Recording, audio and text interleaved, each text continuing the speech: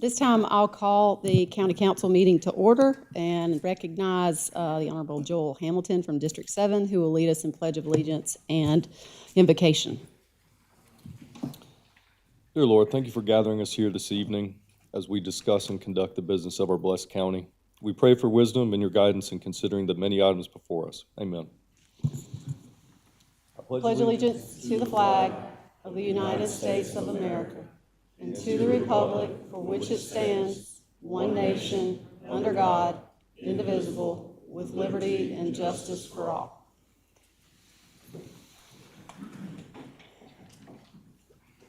We do not have any oath of office tonight, and we move now to our appearances. One of the most exciting things for our council to do is to recognize some of the great things that are happening in our school districts, and it seems like we've had one almost every meeting. And tonight we have Fort Mill with us to celebrate not one but two victories.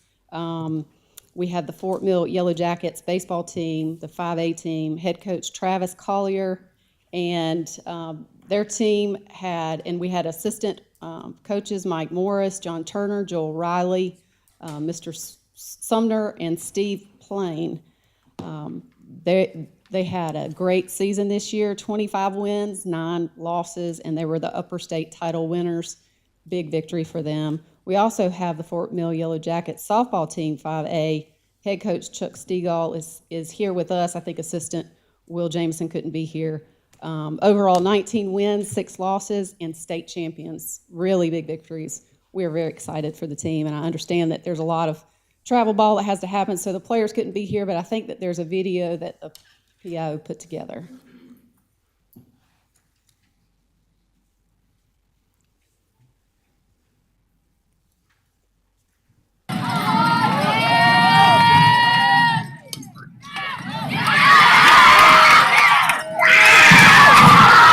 Got her by a step.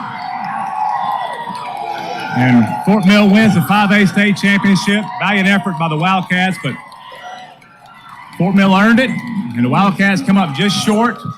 Great season for Lexington. Obviously a great season for Fort Mill as well.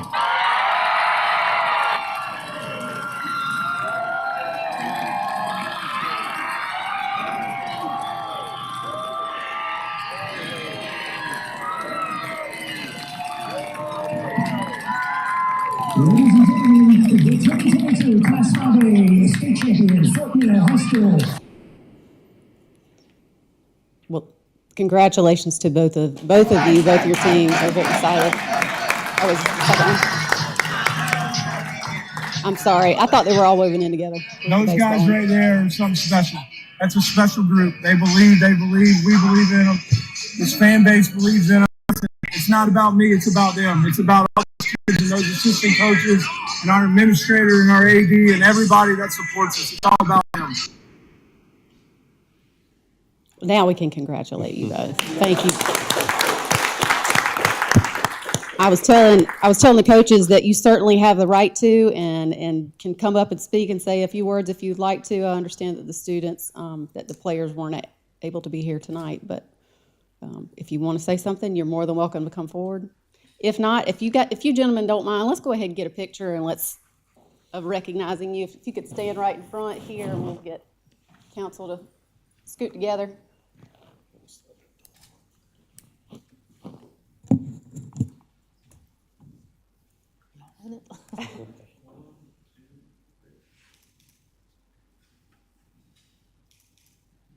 Thank you. Thank you. Thank you, gentlemen, for being Thank here. you. Congratulations. Congratulations. We move now to the public forum session. This is where we allow folks to come forward and speak, and we listen, and we don't speak back. We just take in public input. When you come forward, if you would please give your name and give your address, and then if you would kindly watch the screen, when the 2 minutes is up, it'll start blinking, and that means your time is up. We have a few folks here tonight. Cindy Helms.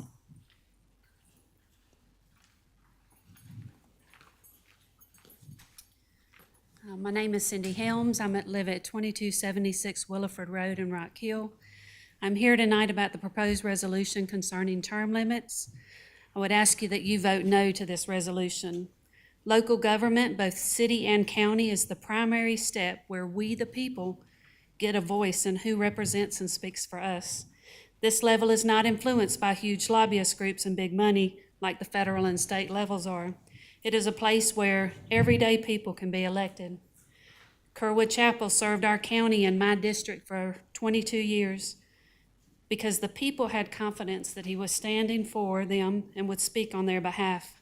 People trusted him and continued to elect him, even when others did everything they could to get rid of him. Now, I understand this puts you in a hard place. If you vote against this resolution, you'll appear to be looking out for yourself, and your opponents will probably use it against you.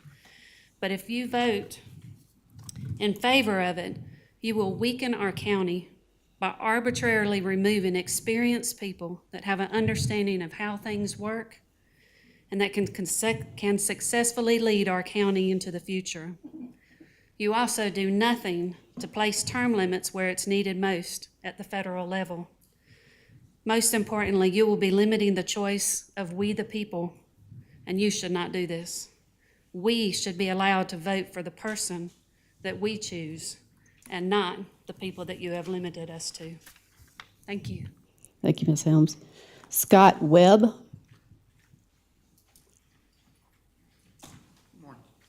Scott Webb, 5877 Fletcher Court, in the Allison Acres subdivision. I'm talking about the rezoning 2212, I believe it is. I just, a little late to the party, so I'm not exactly sure what the public consensus is or exactly what this entails, but I have been doing a little bit of research on our zoning laws as they stand. I've been at my address for 1 year, but that house was built at my family's behalf in '83. So I've been part of this neighborhood for quite a while. I've never known about the zoning restrictions as far as the right to farm. We don't have that in our current residential zoning. It says no orchards, no livestock. I'm not exactly sure of the definitions of such. We've had goats and chickens and everything for a while back in my childhood. I never knew that was against the zoning. So my neighbor Jeff is looking to rezone so he can keep his livestock, which are more pets to him. I believe that we could come to an accommodation even without that with the right to certain limitations, just so that I don't believe he's going to have a processing plant or anything there. So again, I'm not sure if I'm overstepping or whatever with my neighbor's thoughts on the product, on the idea, but I just wanted to put that out there that we probably could come to some consensus with a little less limitations with the current residential zoning. Thank you, Mr. Webb. And one thing I did forget to let folks know is that when it comes to a public hearing item, if you want to speak at that point in time as well, you're not limited to your comments. It's just the front part. Jeff Wilburn.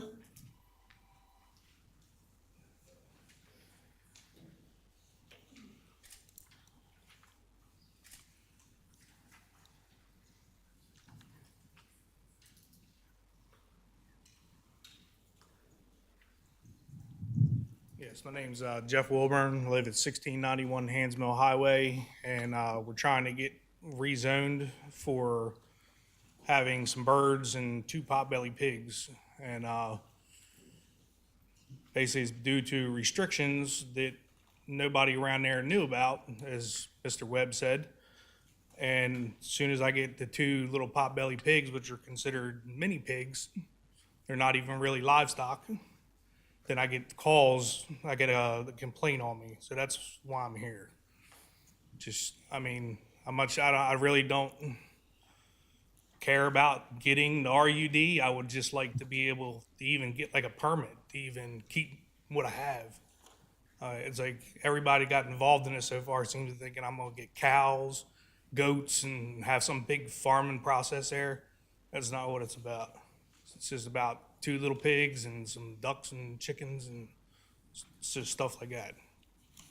So Thank you, sir. that's all I have. That concludes our public forum session. Do we have a motion on consent agenda? Move to approve. Motion and a second. Any discussion? All those in favor say aye. Aye. Any opposed? Hearing none, motion passes. We move to our first public hearing, rezoning action. Hold a public hearing and consider first reading, case number 22-13, tax map number 65400000008, to rezone from AGC to RSF 40, 2.88 acres in District 1. Mr. Bueno. Good evening, council members. This request is to go from AGC to RSF 40. The current property has a home and a selection of outbuildings on it, as you can see in the aerial photo here. It is a non-conforming lot in terms of size. AGC requires a minimum acreage of 5 acres, and this one is 2.88. So the applicant is seeking to subdivide the property after it is rezoned, remove all of those buildings, and construct 2 new single-family detached homes. So staff recommends approval of this request. There is not a whole lot of AGC zoned property in the Fort Mill area, but this is one of them. There is some adjacent residential property already zoned for the RSF 40 district, and the comprehensive plan recommends this area as single-family residential, so this request conforms with that as well, and it would also eliminate the acreage nonconformity. Any questions of staff?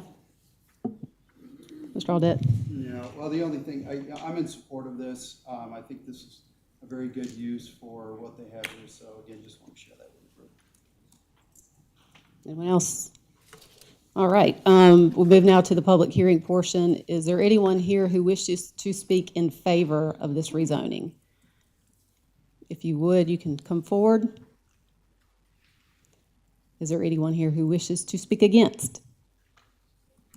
Move to close. Second. Motion to close public hearing. Any discussion? All those in favor say aye. Aye. Any opposed? Hearing none, the public hearing is closed. Do we have a new motion? Move to approve. Second. Motion and a second. Any discussion? All those in favor say aye. Aye. Any opposed? Hearing none, motion passes. We move now to number 2, rezoning action. Hold a public hearing and consider first reading, case number 22-14, tax map number 78900000018, to rezone from RSF 40 to RUD 1, 5.05 acres in District 6. Mr. Bueno. Yes, I think you've heard from a couple of folks interested in this application already during the public comments period. So the request is to rezone from RSF 40 to RUD 1. This rezoning application is the result of an enforcement action. The planning department received a complaint of livestock on the property, and the use that establishes is animal production and livestock. That's kind of the category that it fits into in the use table. That is not permitted in the RSF 40 district. It's meant as a residential district. It's my understanding that these animals are a mixture of pets and rescues. From our code enforcement notes, the hogs that were there, or pigs, whatever they might be, have since been removed, to my understanding, but the last inventory that we have from our code enforcement officer is that there were 34 chickens, 15 roosters, 15 ducks, 3 turkeys, and 1 goose on the property, and that obviously exceeds the 6 chickens that are allowed by code. So the applicant has submitted this rezoning application as an alternative means to removing the animals from the property. Staff recommends denial of this application. You can see on the zoning map on the left there, in that dark yellow color, all of that property is zoned RSF 40. So that's the existing established neighborhood that we've heard has been around there for quite some time. The comprehensive plan also calls for this area to be single-family residential. So in order to rezone it to RUD1, we would look for the comp plan to recommend rural residential, but that is not the case here. In addition, because of those factors, staff also sees this application as spot zoning. And for all those same reasons, Planning Commission also voted to recommend denial. Thank you. Are any questions of staff? How close are the, oh, go ahead. You're good. Yeah. How close are the, so I'm looking on this, this is 5 acres. The next to it, are those all single-family developments that are circling this property? Or what's adjacent to that?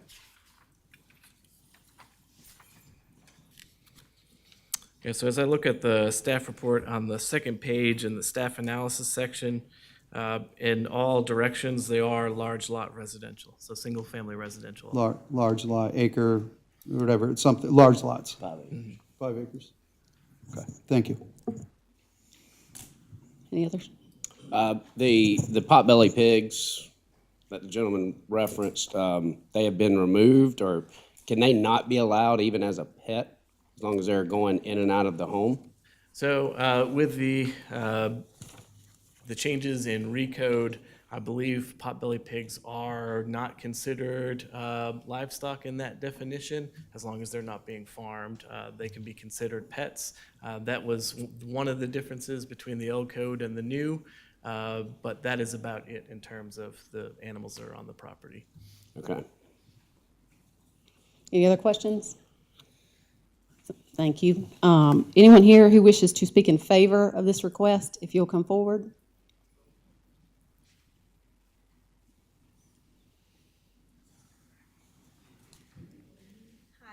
That's my property. It's a small sanctuary.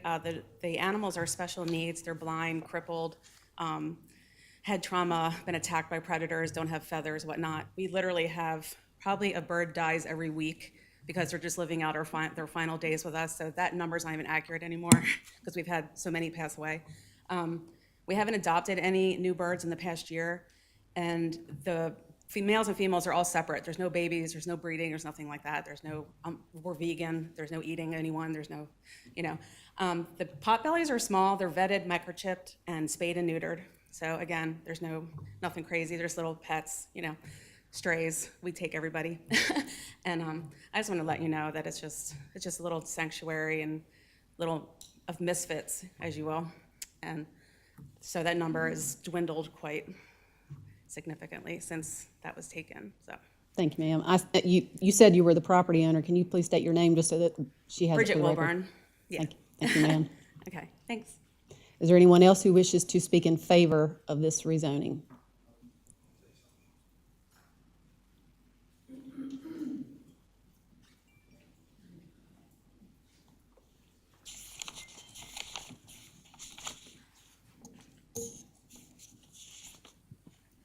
Yes, I just wanted to state too that we've had these birds, we've had more than this actually for over 4 years now. We've never had a problem. Nobody's ever said anything. And I was told by the code enforcement that they don't do anything even if they see it unless somebody complains. And then that's when they come after you. So people have seen these, they drive by my house, they know we have these birds, they know we had all of them.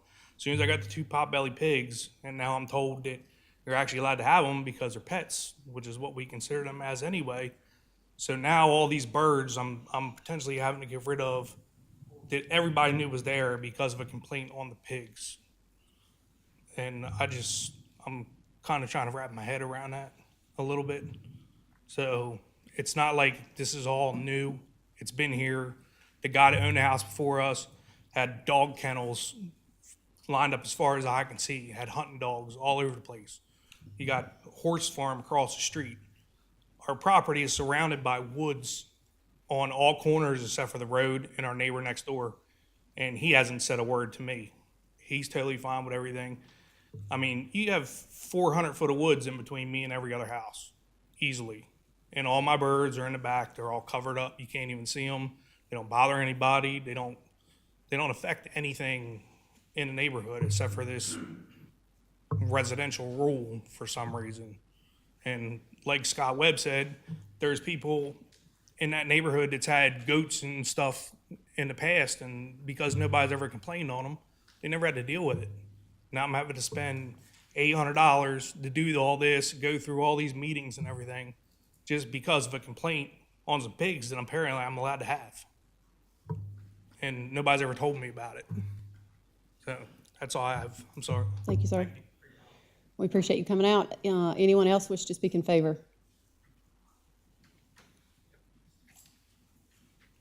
Scott Webb again.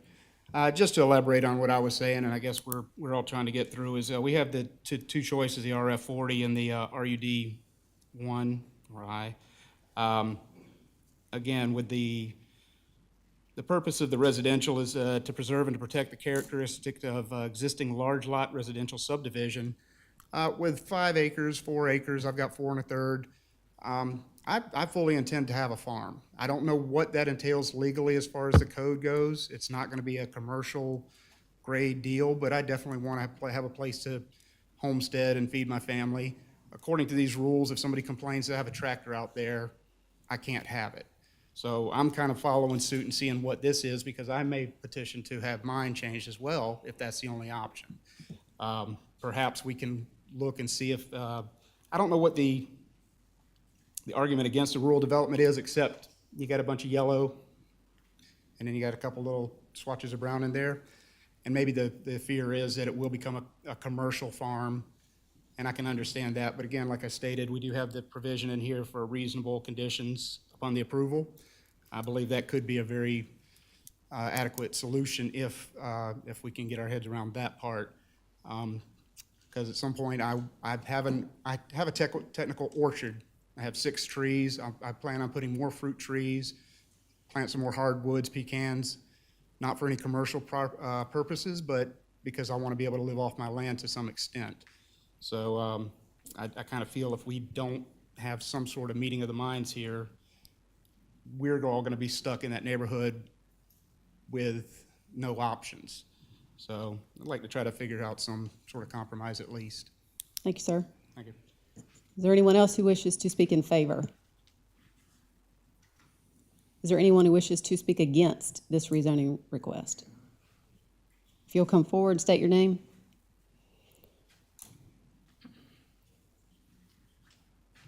Bill Van Nordstrand, 1530 Meadowdale Road.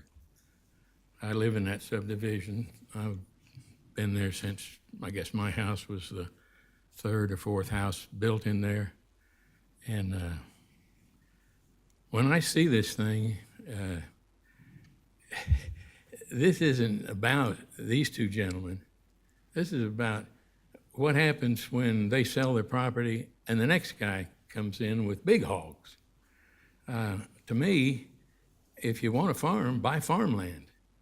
Don't buy in a residential area and try and convince everybody that you're a sweetheart and you're not doing anything wrong when you're breaking the rules. The rules were set up just for this, not for some other crazy thing. No farm animals. These people, probably good people, but unfortunately, when they sell, the next guy that moves in there may not be, and he may decide that he wants to bring in other animals. And I got relatives in Iowa, and you can smell a pig farm for about 3 or 4 miles away. And I don't live right next to that property, but I know I abide by the rules. I signed the same covenants as everybody else, and I don't think this is about these people. It's about rules and regulations, and it's not farmland, it's residential, and that's what it was designed for, and you don't change it on because somebody moves in and decides to raise farm animals and want everybody else to bow down to the changes. That's just my opinion. Is there anyone else who wishes to speak against? If you'll come forward.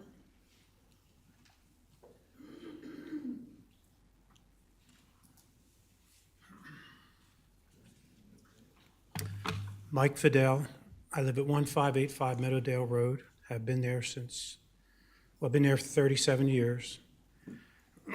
I think I'm not here to vote yes, to say no. I'm here to just simply find out what the heck is going on, because I'm kind of new to this. I just found out recently. When we bought our property, the restrictive covenants were very clear. It was to be a residential neighborhood.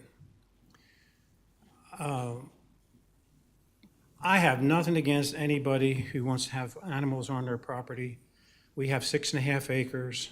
They have 5+. I think, like Bill pointed out, the problem isn't with our current neighbors. The problem is, if you're going to rezone this RUD1, it's RUD1. And RDU1 comes with a host of things you can do. They're not interested in doing those things. but it, excuse me, now it is zoned RUD1. Who is the next owner? Are we going to have to come back and say, well, it was RUD1, but we want it back to RSF 40? And I think that's going to be hard to do. So I don't know anything about variances and all the different bells and whistles that go on with county council and the planning commission. But to go from the current zoning to RUD1, I think is a mistake. If there's a way to come up with a variance to allow them to do what they're doing, so be it. But I'm against having it changed to RUD1. Thank you. Sir. Anyone else who wishes to speak against?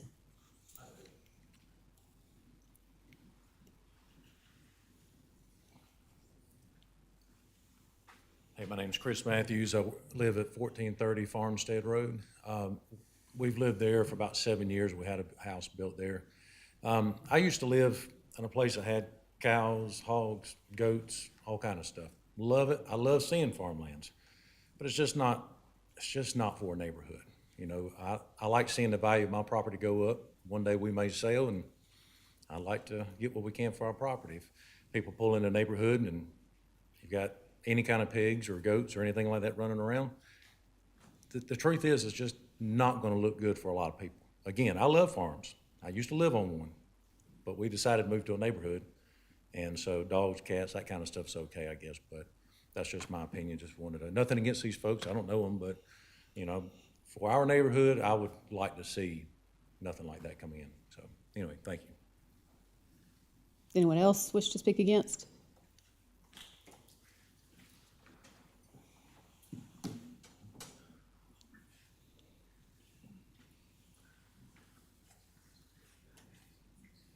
I'm Richard Carpenter. I live at 1680 Meadowdale Road. That's the property just west of the property that's in question.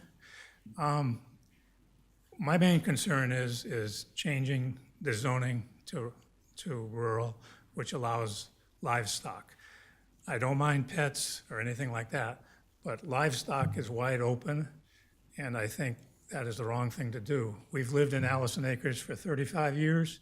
We bought out there because it was large lots, residential. That's what we wanted. We had been living in cities for quite a while up north, which, you know, they're crowded. But anyway, I think it's the wrong thing to do for Allison Acres to change the zoning because this is the first property that's asked for it. If you change it once, somebody else comes up and says, well, you did it there, why not me? And that's to allow livestock. Now, again, as somebody else said, if somehow we could come to a compromise or change the rules a little bit to allow pets such as chickens, ducks, potbelly pigs, that's something else. I'd be willing to look at that. But as far as changing a zoning to rural one, I'm against. Thank you, sir. Is there anyone else? Do we have a motion to close public hearing? Oh, we have a hand up. Second. Y'all don't need to wait on me. If you want to, if you're prepared to speak and want to move, please feel free to come forward. My name's Chuck Green. I live at 1746 Wedgefield Drive, fairly close to the property that we're talking about. And I'm having trouble hearing, hadn't heard a lot of stuff, so if I say something that I'm repeating, just kind of, but from my understanding,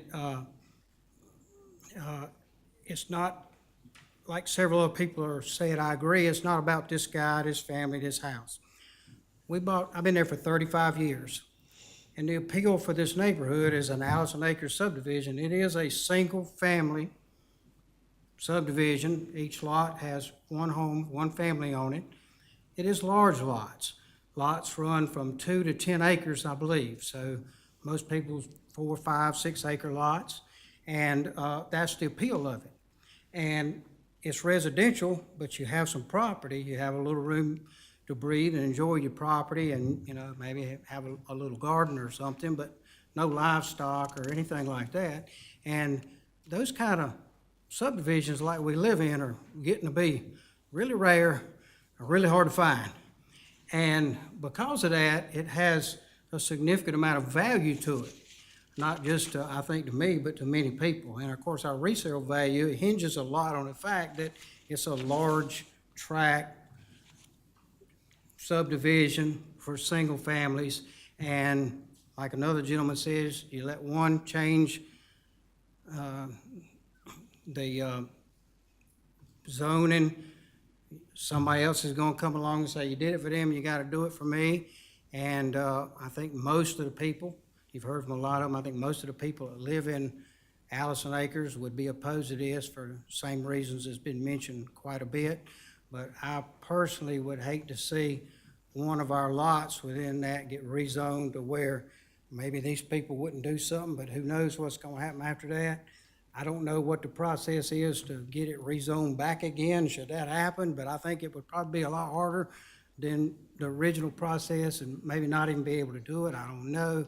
But I'm opposed to it, and I think it would, really hurt our subdivision. Thank you, sir.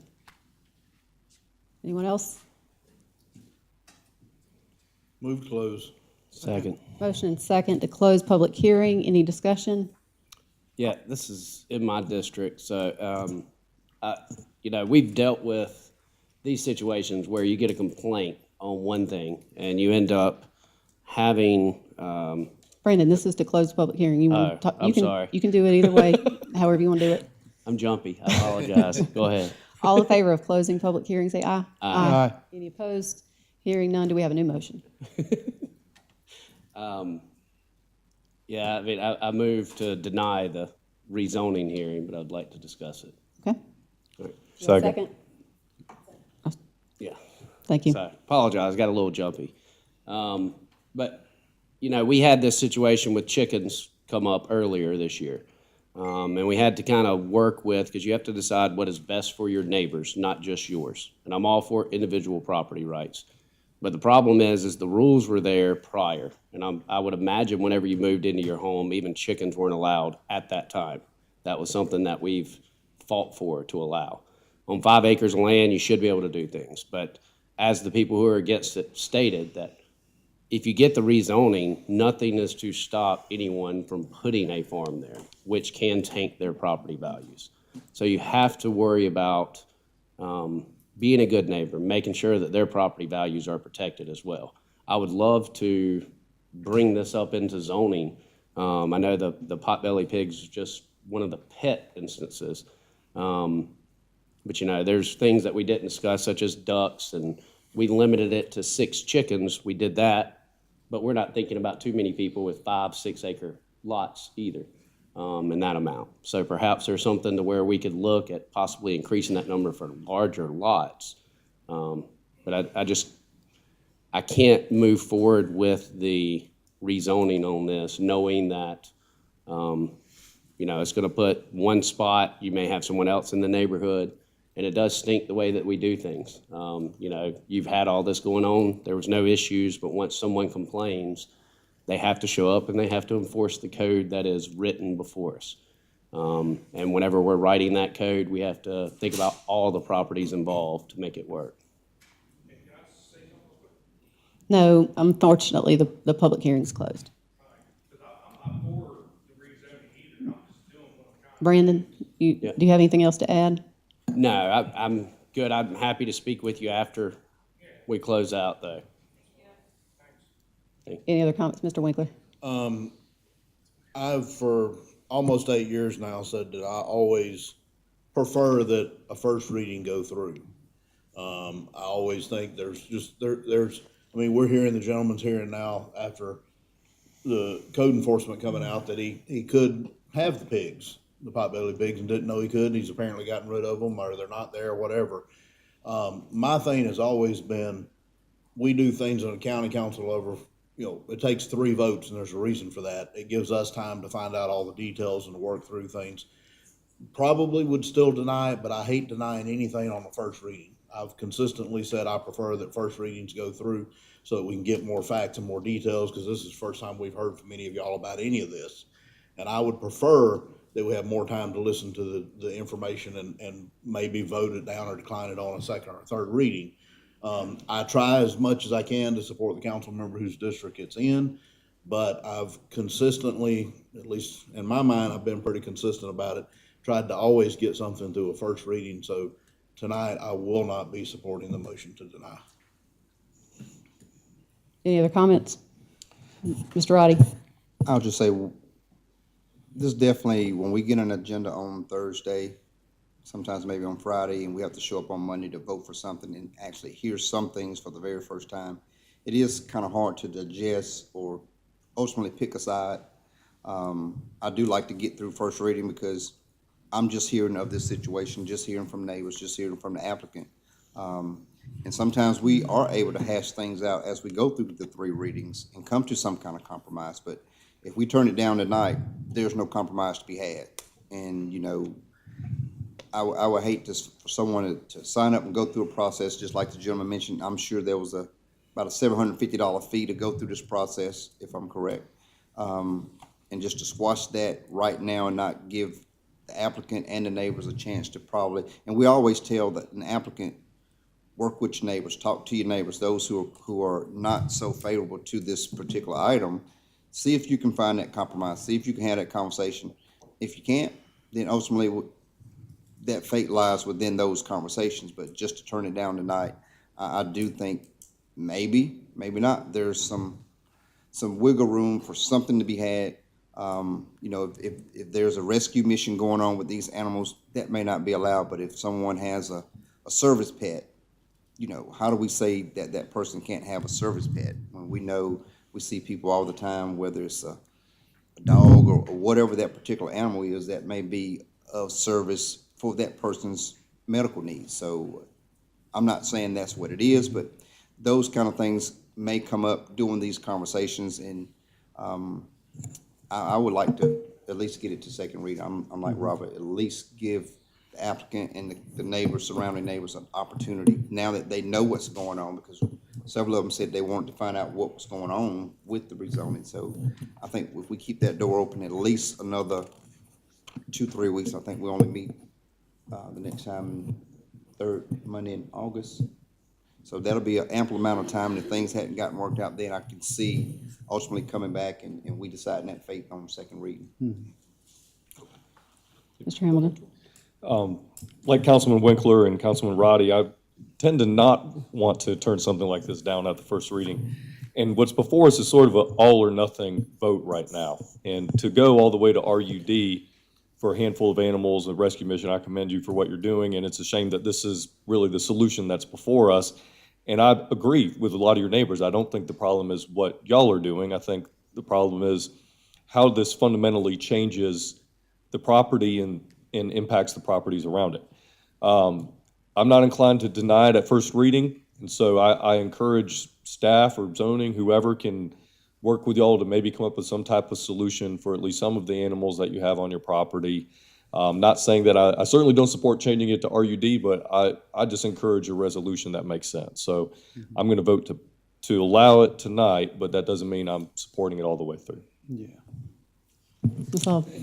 So I love the idea of rescuing animals in any condition, especially something like that, you know, we certainly don't want to deter that kind of activity. But I do think we may be opening the barn door literally for future animals and types of animals that most people would not want adjacent to them. So I am willing, of course, to let this pass tonight. But one of my questions, and that I would like to know before our next reading, is there an HOA that governs this neighborhood, and what is the HOA rules there? There's no HOA. Maybe you need one, I don't know. But the level of government that nobody cares for. But so I just feel like it's, you know, that type of animal is maybe not so bad. I mean, there are a lot of roosters there, and I'm not into denying roosters, as everybody on this council knows. But I think that that's a lot of roosters, and I just don't know. You just don't want something to become a nuisance or more of a nuisance. And in this case, what I would ultimately be inclined to do And it probably falls outside of what we're allowed to do would be, since there's a declining inventory of animals, maybe you're allowed to have those until there are no more animals. I think that would be a very fair thing to do for the animals and for the family that's trying to rescue these animals. Mr. Audette. Okay, thank you. Again, as everybody has spoken tonight, I will be approving this tonight to open up for further discussion. Again, there is the process that we go through this as a 3-reading process allows us to have these discussions, open-ended discussions, to look at things as we go through them.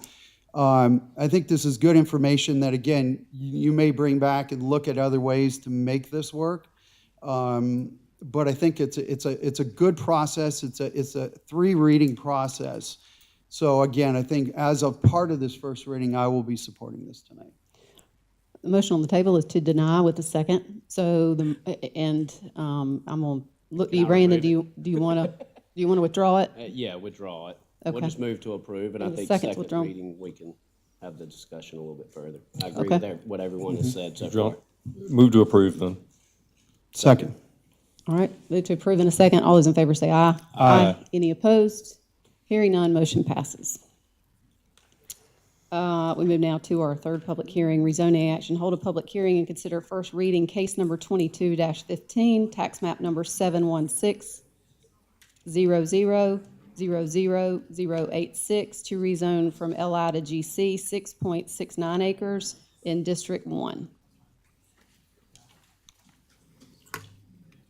Mr. Buono. Yes, this application is for the Fort Mill Hyundai, which is off of Gold Hill Road, just west of I-77. It is directly south of the Fort Mill Ford. They are requesting to go from LI to GC. And the reason for that is they would like to do a building expansion. And right now, the vehicle sales or rental use is not permitted in the LI district, so it's a non-conforming use. And by code, you cannot expand a non-conforming use. So their method to be able to do their building expansion is to rezone to the general commercial district. So staff recommends approval of this application. The Ford dealership directly to the north is already zoned general commercial. This would eliminate the non-conforming use there.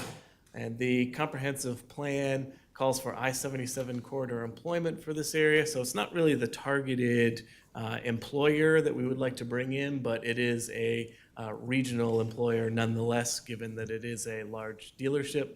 So therefore, we feel comfortable that this meets the I-77 corridor employment designation as well. And Planning Commission also votes to recommend approval. Any questions of staff? So I will be in support of this tonight. I'll be in support of this.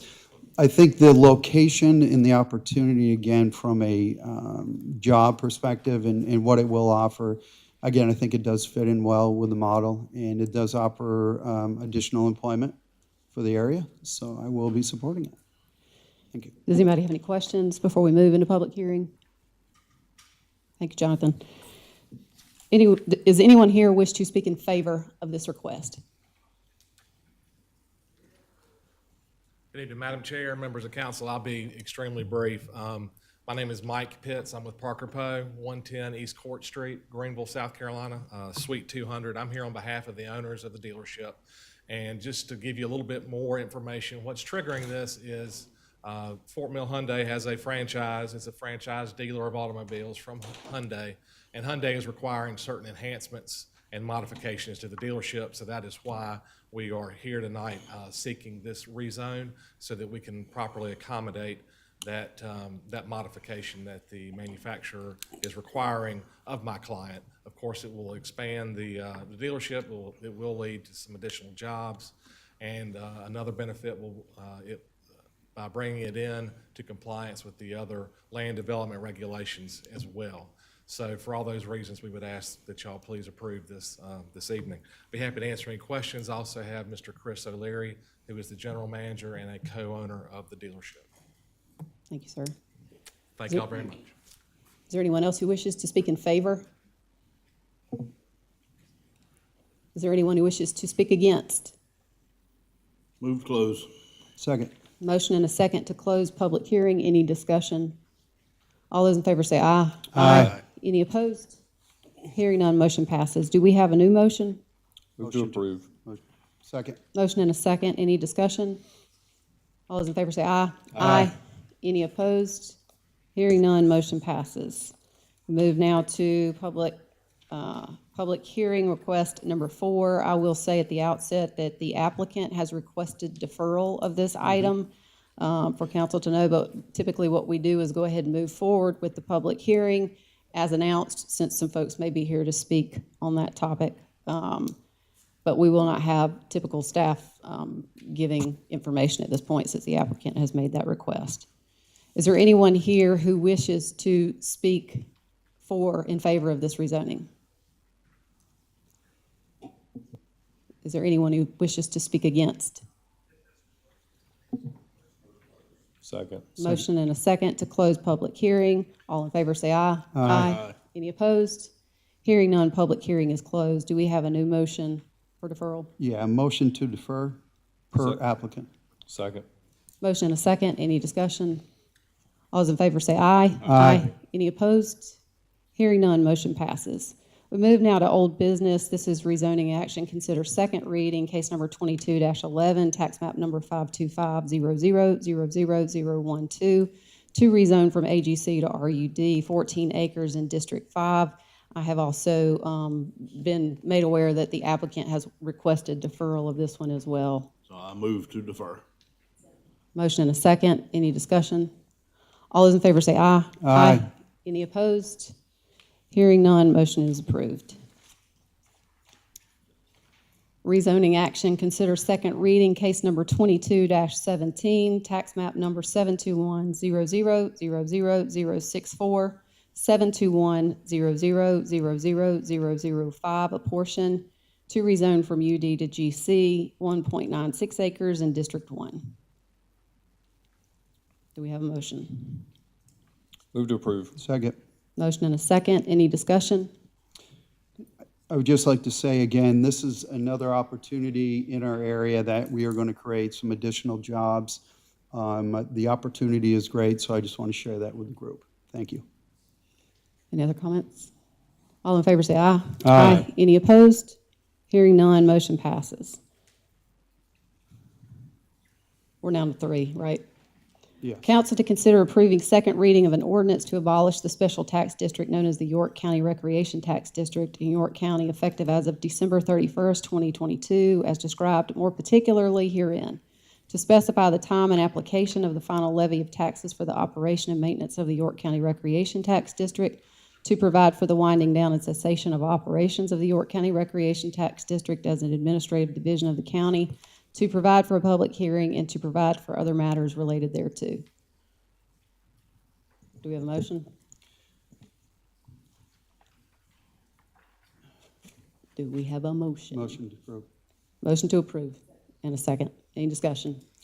So, start off with, I want to thank the Rec Committee for spending the time that they did on this effort and their continued effort as we move forward with this. We did have a meeting from within our committee that we spoke about and looked at the options that they would be voting on. There is, I know, further discussion going on amongst the Rec Committee, so that is ongoing. As part of this second reading tonight, there will again be, as mentioned earlier, we have 3 readings. The next reading will be, third reading will be a month from now. So that Rec Committee will continue to work towards working out a unanimous agreement. So again, I want to thank the partnership that they're working together to work towards. And again, the final reading on this isn't for another month. So I want to share that with the group. Thank you. Mr. Winkler? As I have consistently said for quite some time sitting up here, I do not support doing away with the rec tax. I think it's very important to some of the smaller municipalities in my district and in the western side of the county. I have fought to keep this for quite a while for what it does. It has changed a little bit from what it was originally intended to do in 1980, whatever it was when it started. But I still believe it has a purpose, and to sunset it, I think is the wrong thing. I will say I'll be voting against the sunset tonight as I did on the first reading. This is the only thing that I've ever known of in government that had to have a unanimous decision. None of us sitting up here, even if we ran unopposed, were unanimously elected. Anybody that's up here, even if you were unopposed, there were a few people written in on that ballot. There were other people that were voted. None of us were elected unanimously. Very few times is anything that I'm aware of required to be a unanimous vote on something that we've done or the county does. And so, we've had a 7-1 vote on more than one time in this recreation tax thing. I do not support sunsetting it, never have, so I will be voting against it tonight. Mr. Hamilton? Well, like Mr. Winkler said, I'll be voting against sunsetting this as well. It's kind of a shame that this has turned into a tug of war, so to speak, over allocation of dollars between the municipalities, because this isn't about the municipalities. This is about people in the unincorporated areas of this county so that they have access to parks and recreation throughout the county. And really what this gives us is, in effect, county-wide parks and recreation without the county having to build all of these facilities. And it's a shame that, we're to this point. And like Councilman Winkler said, the whole issue is we have an allocation that requires a unanimous vote of the entire board, and that just doesn't happen. Now, there have been some good faith efforts, I believe, to try to come up with a solution that's a compromise to reallocate dollars. There's been several solutions proposed. And again, because they require unanimity, it's sort of, my way or the highway, or I'm going to take my ball and go home, and, this whole thing disappears. And it's unfortunate that we find ourselves in that situation because, like I said, this is about the people in the unincorporated areas and their access to be able to play sports and use the parks and, be in passive and active recreation. It's not about allocation of dollars between the municipalities. And frankly, to my knowledge, the municipalities have engaged in good faith negotiations to try to come up with a solution. So like I said, I think it's a shame that we're to this point, but I can't vote to sunset it without some sort of plan to replace it. Mr. Roddy? Well, I think this committee's had an overwhelmingly long period of time to work something out. And I do think something unanimous is achievable. We got to this point because new people were brought on board to disperse or get a fair share of the dollars. And if we can't come up with a fair system for everybody, we don't always want the same 4, 5, or 6 always making a determination and leaving those others feeling like they've been left out or slighted. And I think that's why it has to be unanimous going forward, at least on the formula of how do we disperse this money? How do we equitably distribute this money across different municipalities throughout York County? More communities are starting to get involved with the rec, such as the Lake Wiley Clover area. So we want to make sure that they're fairly represented when it comes to getting those tax dollars back to those communities. And it was pointed out that how much of the total dollars came out of this area and what was actually going back seemed to be at a disproportionate rate.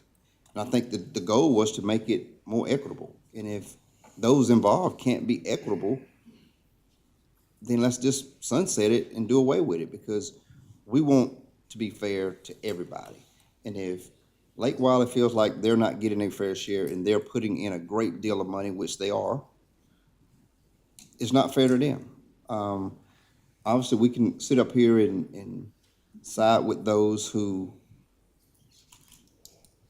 municipalities which we represent, but at the same time, that's not what county government is supposed to do. We can look out for our own municipalities each and every time, but this is about the county. And I think getting everybody on board to agree to a formula it's the ultimate thing that we should be shooting for. 10 years down the road, it may slightly change again. But time and time again, we've heard several council members say it's gotten away from what it was intended to be.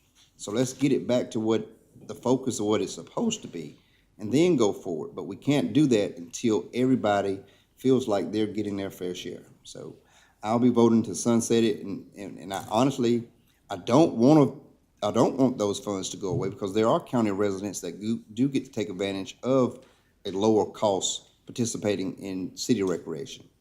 But the message here tonight is, you have another month to come up with a plan that everybody agrees to, and if that's not achievable, we have waiting the other option to what's not being worked out. So we'll get this to third reading to sunset it, and if we hear anything different that it's been worked out before then, I'll put my stamp on that approval as well.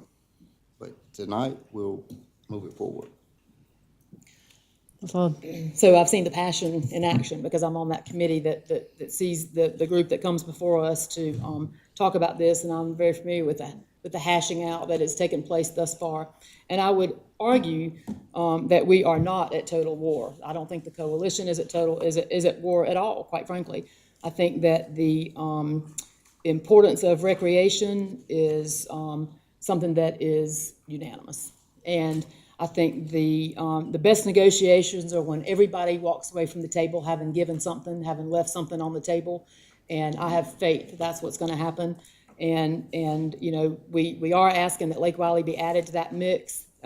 Lake Wiley is a very important part of the county, and we have a lot of kids out there who also are using Field Day Park for recreation. So I think that we've got just the exact right amount of time for the coalition to come up with something, work on something, and show us their sportsmanship-like behavior in this case. So I have all the faith in the world that something's going to come of this in a positive light. Tonight, I'm not going to recommend, but I'm going to support the sunset, because that's what management recommends. And hopefully at the next meeting, we'll have something that we can wrap our arms around and move forward to continue to provide recreation for all the children in the county. So this is one of the hardest things for me since I've been on council, believe it or not, because I struggle with it, because it is a program that is divided up over the entire county. And it helps the underprivileged kids to be able to participate in sports, whereas we couldn't do it before. However, one of the biggest problems I have with it is 58% of the funds comes from commercial business. It's not coming from the residents. So we can sit here and tout it as a tax cut all we want, but it comes down, according to the numbers from the COG of 152,000 people in the district, it comes out to $3.87 per person that is paying for kids to get a lower rate to play youth sports, which I think we've heard all the stories about how the youth sports help us with keeping our crime levels down, as far as showing leadership, teaching kids things. I coached in youth sport for many years, and some of the other options that we've heard are things like, one of the biggest complaints is the money is not being spent where it is generated. Well, I could make that argument for anything. That's the point of having taxes. If we were putting the money back exactly to where it's being generated through roads or anything else, what's the point in having the government distribute the tax to begin with? Because the wealthy is going to be able to afford it. There's no reason that they need to help out the people who can't afford it. So I struggle back and forth. I am for sunsetting it because of the tax burden on businesses. However, I do want to keep something in place. I'm disappointed that we don't have an option. I'm disappointed that it does have to be unanimous. I'm not hearing any solutions that have been unanimous or anything close to it. So I will be voting to sunset it, and we'll see what happens next month. Anyone else? All those in favor of the motion say aye. Aye. Any opposed? No. Motion passes 5 to 2. Oh my God, getting late. Yeah, 7 o'clock. Council to consider adopting a resolution of the York County Council supporting the imposition of term limits at all levels of government within South Carolina, endorsing the passage of state legislation to impose term limits and providing for other matters relating thereto. Move to adopt the resolution. Second. Motion and a second. Any discussion? So, well, okay, go ahead. Okay, thank you.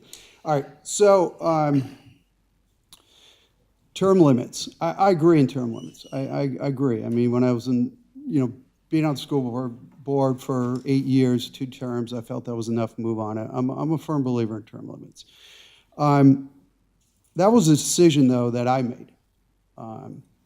And I think it's important that the voters always make the final decision on these things. When I look at this here, this is a resolution, to me, that doesn't hold strength. It doesn't really address where I feel term limits need to start off with, and that's at the federal level and the state level. That's where they need to start. These types of things need to start at the top and then trickle down to us. So tonight, I'm going to put forth a motion to refer this to September's County Council workshop for further discussion in regards to this.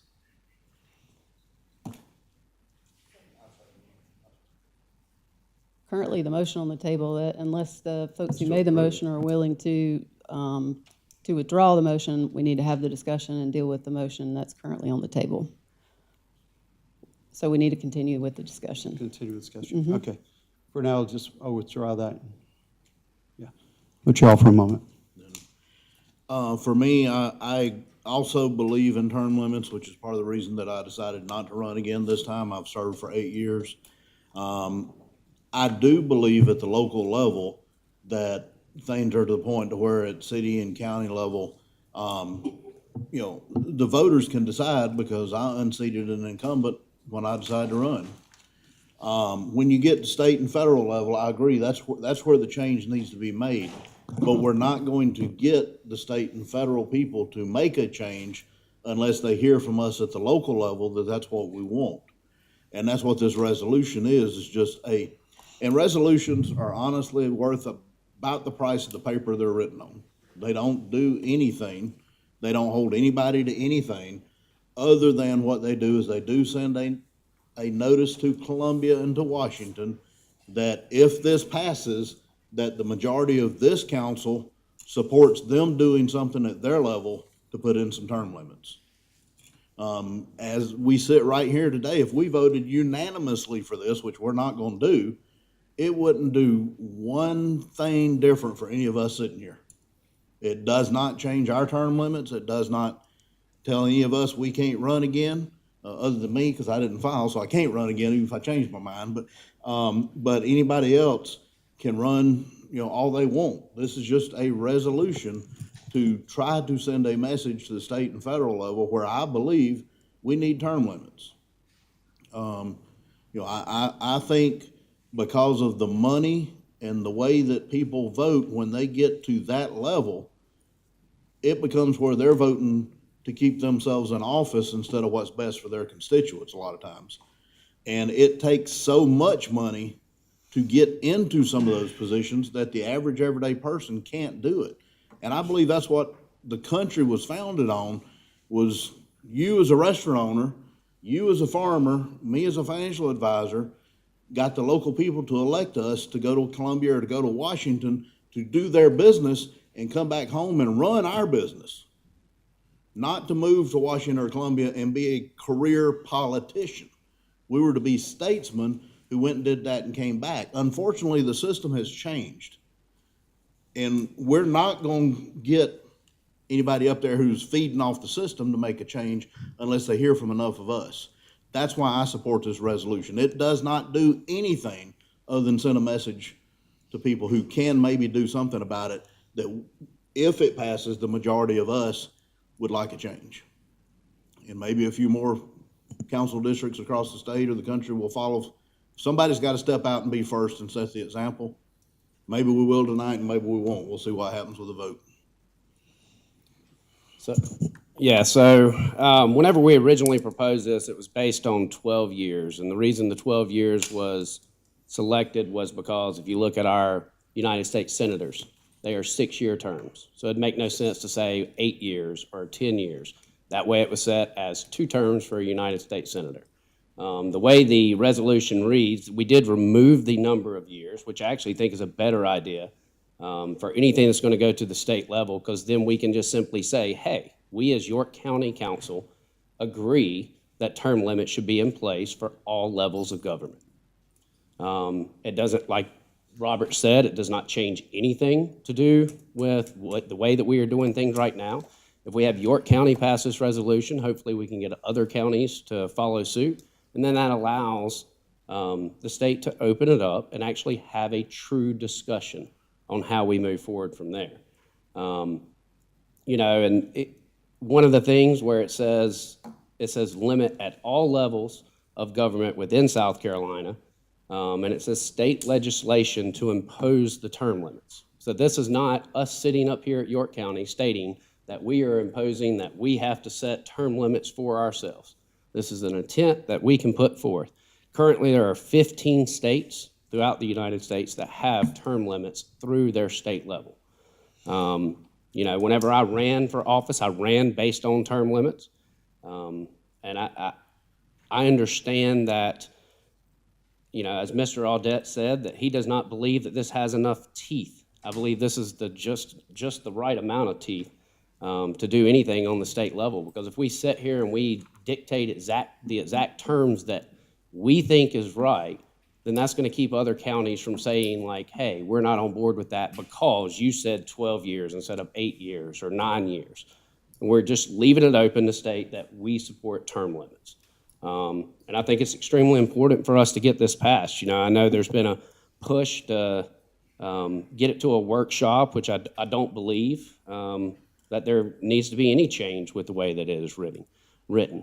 Some of the positives of having term limits, number one, it brings in fresh ideas. It brings out fresh voters.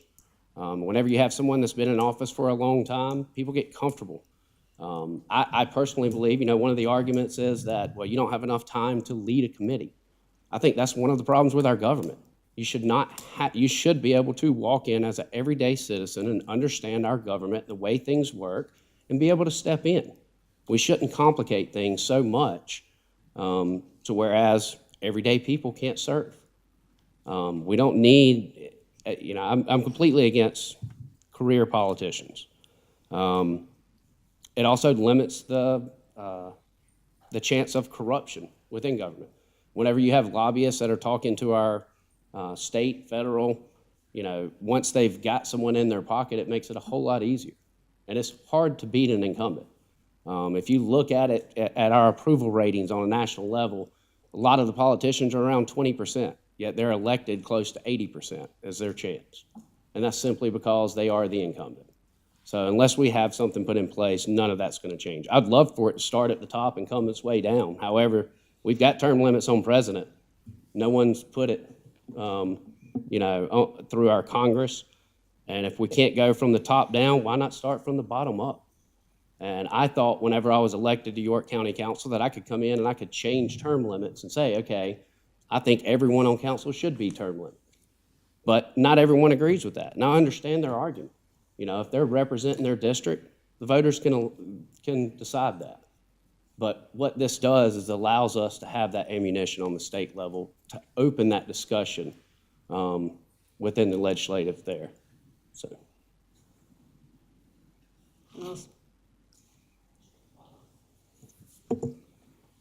I don't know how they feel about term minimums, but maybe that's something that we need to consider because that's very costly for the taxpayers when someone doesn't serve their full term. I think, Brandon, you're the example of that, and you're also the example of someone who was very successful in beating a long-term incumbent. And I think that at the lowest possible levels of government, I think it's out of place. And I think that we're not voting for term limits. We're devolving the power of the local people over to the state, which is the very opposite of home rule. I've never had a birthday cake with a candle that I blew out, that I didn't make a wish that I believed could come true. So when y'all sit up here and you talk about this is going nowhere, it's just something that we want to do, and, the majority of council, I mean, that's a wasted wish on a birthday candle right there, as far as I'm concerned. So it's very concerning to me. And I'll speak of Ann Harvey. There's been some word about Kerwood Chapel, but I'm going to speak about Ann Harvey, who served on the Clovertown Council for many, many years. And you know what? If they could still have her on that council today, they would vote her in, because she worked very hard for the people. She was an excellent, just like Kerwood, she was an excellent representative of the people. And had she had term limits placed on her, the people would not have been able to vote for somebody who was a phenomenal representative of them. So it's not about us, it's about the people. You said it. It's about the people and who they're allowed to vote for. And in today's world, it's hard to get people to run. Not in District 3, because there were a lot of people that ran in District 3. But you know what? You look at most of the races, and you sometimes in my race, nobody stepped up. People like to have choices, and that's the key. They like to have choices. And for us to say that we're going to put a term limit on somebody, and what if nobody steps up and runs against somebody who's at that whatever the magical year number is? I mean, I just think that you are taking away voters' rights, and it's certainly not about us serving. It's about you, the people, electing who you want to represent you. Mr. Roddy. My next. I think you was looking over here on my paper, because I had Kerwood, I had voters' rights, I had wasted time. You didn't have Ann Harvey though, did you? I didn't have Ann. I didn't have That's Ann. right. And as different council members were speaking, I was just kind of making some little notes here. And we say it's not worth the paper it's written on. We say it's the biggest waste of time. We talk about the cost it is for taxpayers to run elections, and we talk about voters' rights. But what if you vote for something that's worthless, a waste of time, waste of staff's time, because staff had to put an abundance of time to write this resolution. Staff had to do everything that it would do, for whether it's a rezoning or whatever. Our county attorney works on this. His time was probably better well spent working on getting our $21 million back for the Panthers than working on a senseless resolution that's going nowhere, that's a worthless birthday wish for a candle. The voters have a right to determine how many years someone serves. When this first started out, the magical number was 12. And you look around the room, I've been here 12 years, so was that coming after me to say, well, Bump, I think you served too long? I would have loved to seen this come up with my good friend Kerwood Chapel sitting here, who served 20 plus years. The lights would have got turned out. The power would have went off before he got through telling anybody that he served too long, that he's been corrupt, he's gotten set in his ways. It would have never happened. We would have been here till the cows came home if Kerwood Chapel was sitting up here. We should be here till the cows come home, because everybody up here should be against this. It takes the rights away from you, the voters, to determine if this individual has worked hard enough to continue to earn your vote. And like Allison said, Brandon's a classic case of, if the voters feel an incumbent doesn't do his job, they vote him out. He's the very well recipient of hard work that he put in. I watched his campaign. He beat a longtime incumbent. He put in the work. Whether Britt didn't put in the work, that's to be determined, but you can't say that we don't. We already have term limits. We have 4-year term limits. And if it's renewed by the voters, you have a new 4-year term limit. I was here when we were on just 2-year terms. The issue with that was we replaced 5 council members out of 7. You can imagine what that was like, with Kerwood being the one that was still here. Chad Williams was the other one that was here with 2 years experience. Kerwood was here with probably about 16 or 18 at that point. We went from 2 years to 4 years. Now we're trying to say, all right, we went from 2 to 4. Now we're finna say, we need to set an end date. We need to set a sunset date on how long you can serve. But if someone still has that passion, puts in the work, does a good job, those voters will determine. Those voters will respect that work that the individual puts in. And I know this is not about me, but it's about the people, taking the right away from the voter. Because if we set this at 12 years, if some magical number comes back, but do you honestly think people who's been serving in Columbia for 20 years, 24 years, 26 years are gonna now say, yep, we're gonna close the door behind me. I think the term limit should be put in place after I've sat here for 30 years. Rock Hill wouldn't have had a long-term mayor. Gary Simmer wouldn't have served his 30 years in the House. Some of these other illustrious elected officials throughout this county wouldn't have been able to do the immaculate job that they've done over that long period of time. And who's to say, just by saying that you can't serve, are we guaranteed the next individual is going to step up and do a good job? Because at that point, if nobody runs and only one person says he wants to do it, well, that person wins by default. We kind of stuck with what the cat drug in at that point. Let's don't think we can change the American values by saying, let's send it up the flagpole and see what comes back. We know what we got. We have a system that works, and it's every 4 years on this council. We are reviewed, we are evaluated, we are voted in or voted out. And to think about, I heard the comment about senators serve 6 years, so you can't do 8 years because that's in the middle of a term. Do you know how hard it is to raise funds to run a Senate campaign? And once you get there, the learning curve, if you just walked off the street, if we said, all right, senators, you can serve 12 years, you got 2 terms. And the next Joe Blow or Sally Mae walks up and says, well, I'll do it. We have foreign policies, we have domestic policies, we have all this stuff that goes into such a high level. Do we honestly think that's gonna work? So why are we wasting council's time? Why are we wasting staff time? Why are we even wasting paper to send something to Columbia that has no chance in South Carolina of passing? This council should send a message to the people who saying they're gonna support this, who's making a Hail Mary. We need that Hail Mary on our $21 million. I'd much rather be talking about that tonight. I'd much rather for our county attorney to be working on something with our attorneys to get our money back. But to send something to Columbia that has a snowball's chance, what are we doing? We up here, we jockeying for a political position in public? Or we really putting something forth that has a realistic chance of happening? Of course, you can tell by my rhetoric, I'm not supporting it. You can say 20 years, I still wouldn't support it because it takes the right and the vote out of the people's hands every 4 years. So I won't be supporting. Mr. Hamilton. I'll keep it short just because we've been on this topic for a while. But I may be the anomaly, but I do believe that term limits are important at every level of government.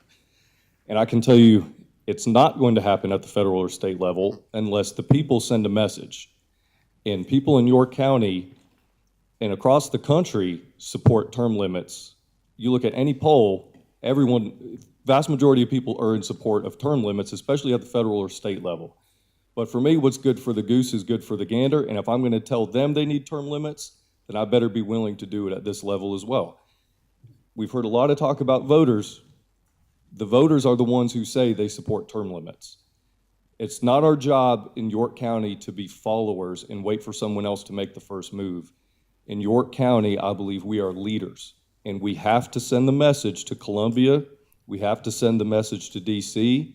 We have to send a strong message that the people in York County support term limits at every level of government. And if we vote against this tonight, we are not sending that message. We're letting the people here down. So I'm fully supportive of this, and I don't think it's a fool's errand, as it's been alluded to. Anything worth doing is worth trying. It isn't a fool's errand to try. It isn't a fool's errand to try to lead. It isn't a fool's errand to send a strong message.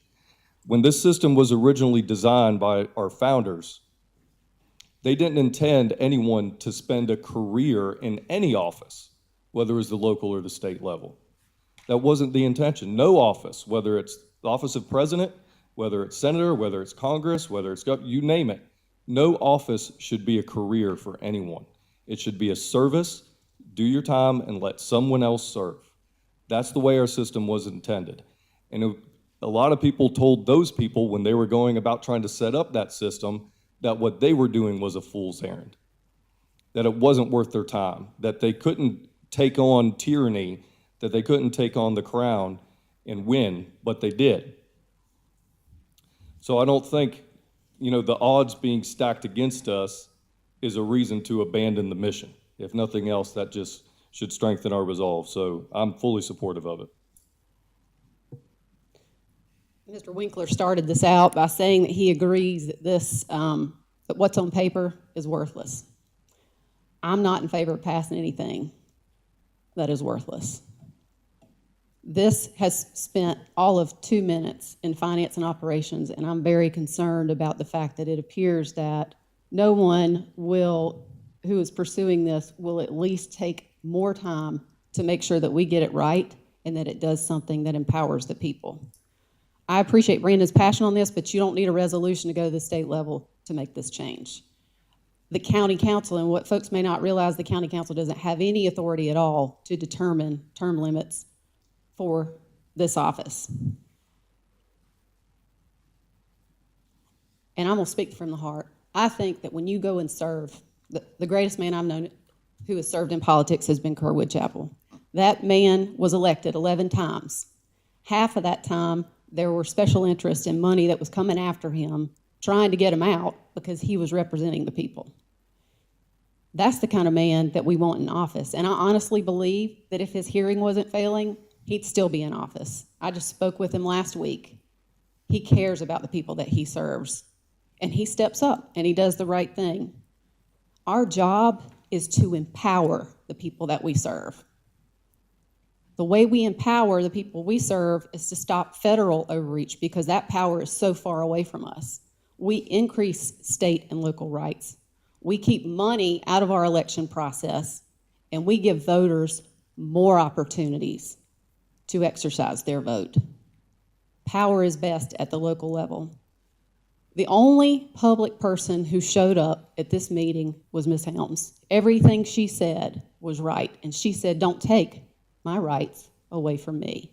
I think at the very least, this council should have considered referring this to a workshop to where there was more discussion that could have been happened, and there is more that could have been done. This is my turn to speak. You've had your turn to speak. Sure, This is my turn to speak. At a meeting, you're the one who made This the recommendation that resolution goes to FO. does nothing to limit federal overreach. It actually does quite the opposite. It weakens state and local leadership because it is completely devoid of any reference to the federal term limits. I am happy if the folks sitting here want to retract it and we move it to a public workshop so that we can have more discussion about what is the best way to empower the public. But I think that we've got to do a couple of things. The love of money is the root of all evil, and I believe that firmly in my heart. If we really want to empower the people, instead of creating arbitrary limits on who can run and who they can vote for, we should do everything possible to get money and special interests out of our government. And I think that we ought to consider, and this should be changed to include, that only voters in each election can contribute money to the campaign. If you're not an actual voter, you can't contribute. Mr. Guffey has recently experienced that. Money from out of state and out of district and big lobbyists, we should limit them because they don't have the vote. I believe that the best course of action, and the one that would be better for the people that we serve, is for us to defer this, have a public workshop, and let's do something that is actually worth the paper that it is written on. And if, I'll give it one more chance, do the folks that moved and second this, would you agree to defer this? I'd like to reply, since my name's been mentioned 3 times up here. The question is, will the people No. who made the motion, will you agree to defer it? Absolutely not. No. In a previous council meeting, you're the one who stated what the proper process, checked with by our county attorney, to bring this And we did that. resolution before the council, and now you're trying to change the process yet again. And I'll continue this This process was conversation. the process that you recommended. It properly, are you going to let me speak? Because you asked how we felt about it. It went to F&O. It was brought to F&O. It was amended at F&O, and then we voted upon it, which is the process that you set out for us with the consent of our county attorney in a previous meeting. And That's now, all of true. a sudden, at the last minute in the meeting, we're in the middle of a vote, you're complaining about the process that you set out for us to bring this resolution to council. What I am doing, and this is the process that was followed. It went to Finance and Operations. I went and sat in on that meeting, and Finance and Operations spent all of 2 minutes debating it. This affects everyone, So it didn't and cost it's a us a whole huge lot of amount. money. What I did is to look at what Mr. Audette has suggested, and I agree with him. I think we should defer this so that we can have more public input, that we can do something that's actually worth the paper that it's written on, and there's nothing that stops us from continuing to have this discussion. I also reached out to Mr. Winkler. Mr. Winkler said that he is not willing for this to be referred back to his committee. Typically, when we refer something to a committee, it's studied, there's time that's spent on it, there's opportunity for public to be heard, and that wasn't done. And I understand that Mr. Winkler will not agree to that. So the only option is for this to go to a public workshop Our so meeting that it wasn't can be closed, our litigated. meeno, was open to the All public. those in favor of the motion say aye. No, I'd like the chance to reply. Yeah, I was called out Yeah. on this as well. now. Yeah, if names are being called out, then we get a chance to reply. I've called for the vote. Call for the vote. All those in favor say aye. Aye. It's amazing at the levels that this goes. This is ridiculous. All opposed? I hope all of the public No. is watching this. Everyone. Motion fails. Is there a new motion? Do we want to defer this? Move to deny. Second. Motion and a second. Motion on the table is to deny adoption of the resolution. Well, it's already died. There's no reason to deny it. It's There, gone. we still have a new motion. Is there any other comment? Call for the vote. I mean, if anyone wants to make a comment, now's your time to do Oh, it. comments now? Yeah. I mean, first of all, we're told it takes 2 minutes in F&O, but yet it cost our county attorney all this time and all this money. And next thing is that it's not worth the piece of paper that's written on. So why are you fighting so hard if it's not worth the piece of paper? How long have I been fighting for term limits? Ever since day one of me getting elected, of coming in here, have I been fighting for term limits? I've gotten the runaround every turn that I take over it. And I hope everyone does see this. This is our problem with government. It's whenever elected officials aren't even willing to actually put the power back in the hands of the people. Do you believe a president should be able to serve forever? Our government was not set up that way. All this is a resolution. Everyone's acting as if it is a personal attack on them, which is ludicrous. This goes to the state for the state to be able to make a recommendation. Without it, our state legislators will never have term limits being put on themselves. As Joel said, we are set here to lead. I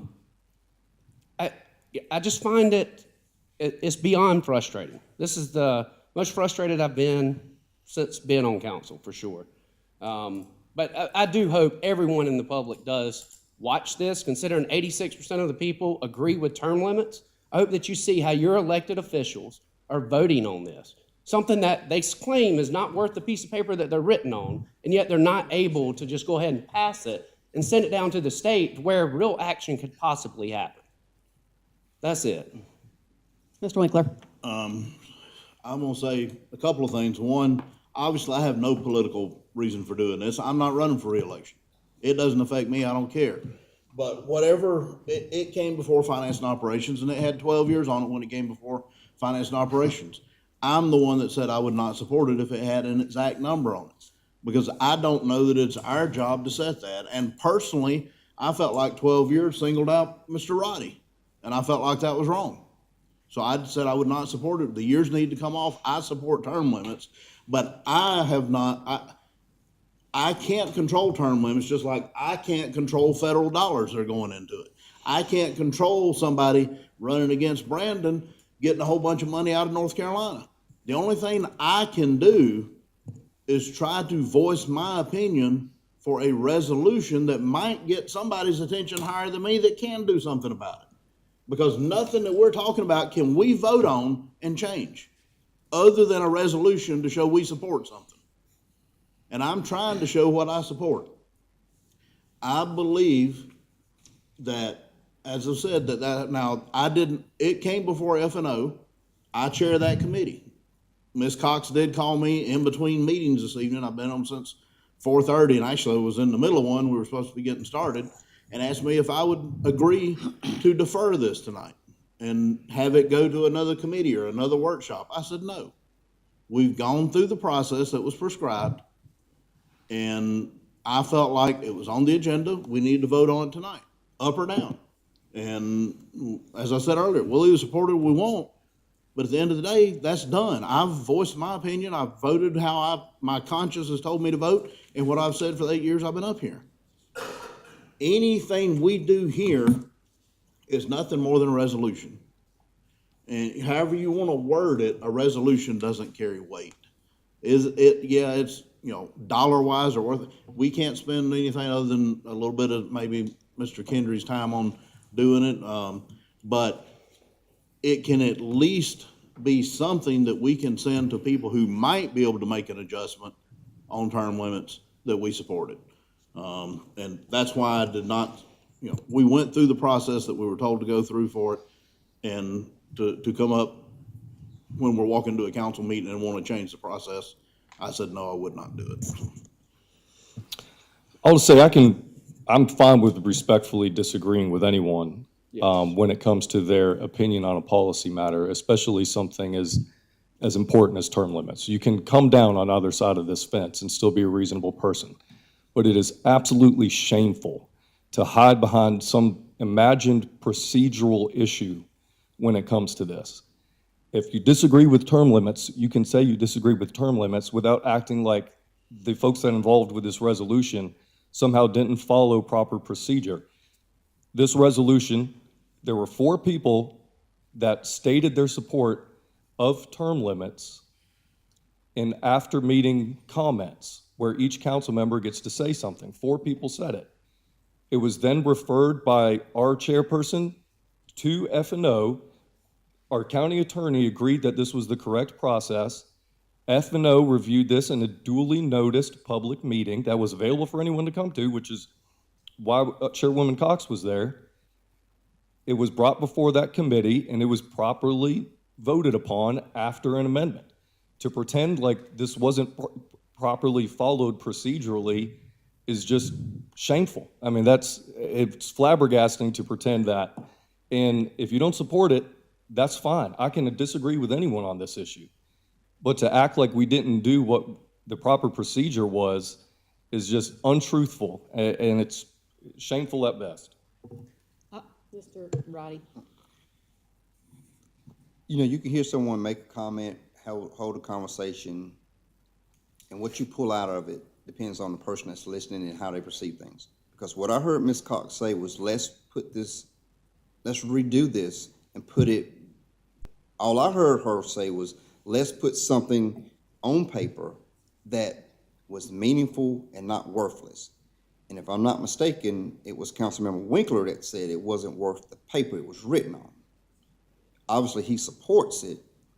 And now we're hearing, the first I heard of term limits was a little over a month ago. At the very first mention was when I was in this chamber. Nobody called me to poll me to say, hey, Councilman, what do you think about this? We're thinking about putting a resolution together. As the longest serving member up here with 12 years, I think I was due that respect, especially when you put 12 years on it initially. Then we hear 86% supports term limits. Well, we just heard the comment about how many incumbents continue to get elected. So if 86% of Americans support term limits, they wouldn't continue to get reelected. Where is 86% coming from? No one said, hey, here's an article, here's some research, here's a survey, here's a poll. So we're just grabbing numbers out of the air, throwing them around. You don't get to make this stuff up. So if 86% of Americans support term limits, 80+% wouldn't continue to get reelected. We heard that number thrown out. Don't know how true that is. But you don't get to make this stuff up. And if you're going to put something together, let's have the research on paper. Let's have the statistics. Let's have the data to back it up before we send a worthless piece of paper to Columbia to ask them to do something about something that we totally don't know anything about. Because I would question 86%. If we polled people in here, I bet you it wouldn't be over 50% that support term limits. And this looks like a pretty reasonable makeup of our county. I guarantee you 86% of the people sitting here wouldn't agree with what we're doing up here. The next thing I wrote down was, this has not been something we've talked about 18 months since Mr. Guffey's taken seat on council. We've talked about 1,000 things, but this has not been one of them. The first I heard of term limits even coming up was a little over a month ago. He's been here 18 months, a year and a half. So this, let's don't frame this like this has been an ongoing, everyday thing. None of us talks about something every single day because we have so much on our plate to deal with. But we are way off if we think this is the right thing to do and that this is going to make a difference or make a change at the federal level, at the state level, when people serve probably, I'm going to make this up, on average, 18 years. I'm just pulling numbers out the hat since everybody else seems to get to do the same thing. I'm probably close to being right by saying everybody that's gone to Columbia to serve in Columbia probably serves on average about 18 years. Do you honestly think they're going to set term limits? And they will look like a fool to say, yeah, we're going to set term limits, but we're going to make it 20 years. But that ain't a term limit. That's damn near a career. But we need to kill this right now. No more workshops, no more conversation. Let's be done and over with it. Let's send that message to our York County citizens and not worry about sending a message to Columbia or to the national federal government. So. Mr. Audette? Yeah. So back to the original discussion. There's a need to go to workshop with this. We do 3 readings for everything. We go across the board. We open up discussion as we did earlier about issues. This needed to go to a county council workshop to really discuss this because there's a lot to it. And if you're going to do something, you need to have teeth in it. You need to have some substance. And that's the reason why I put that motion forward. I know we've already done the vote. I think everybody's had the discussion. But again, the purpose of my discussion, bringing it up, is this needed further discussion in a workshop. But there's not the support here for it. So. I think Ms. Love has made the motion. I would request as the 4th person clearly that we defer this to the next available workshop, which would be September, for us to actually do something that makes sense and that looks out for the people, gives the public an opportunity to hear that. I'd like to know if the folks that made the motion and seconded it will reconsider that. I thought it was to deny it, not to defer. That's what her motion was. I'm asking her if she'll reconsider her motion, like I did with the ones who moved to approve. To make a motion to defer it to the workshop? Correct. Yeah, I'll make that motion. And the second? I'll second it. All right, so the motion and the second is to defer it to the public workshop in September. All those in favor say aye. Aye. Any opposed? Hearing none, motion passes. Well,